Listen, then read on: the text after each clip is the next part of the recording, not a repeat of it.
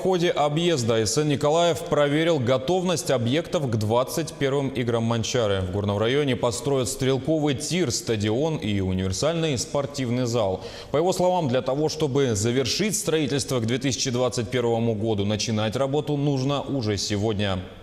У нас давно уже заведено, что в рамках проведения тех или иных спортивных мероприятий мы решаем вопросы не только по развитию спорта, но и в целом по социально-экономическому развитию того или иного региона.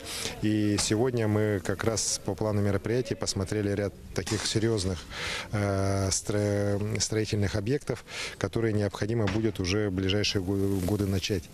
Так, например, окончательно решено, что здесь у нас будет построен новый стадион. Реконструкция будет, точнее, очень серьезная того старого стадиона, который здесь имелся. Будет построен универсальный спортивный зал для занятий различными игровыми видами спорта, борьбой, боксом. И, конечно же, горный район издавна известен своими стрелками. Стрелками из лука, мастерами пулевой стрельбы. И давно здесь назрела потребность в строительстве специального, специализированного стрелкового тира, где будут как раз тренироваться спортсмены по стрельбе из лука и пулевой стрельбе. И вот такой объект у нас к 2021 году здесь возникнет.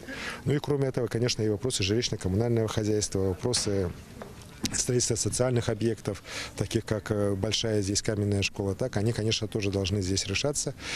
Соответствующие поручения даны.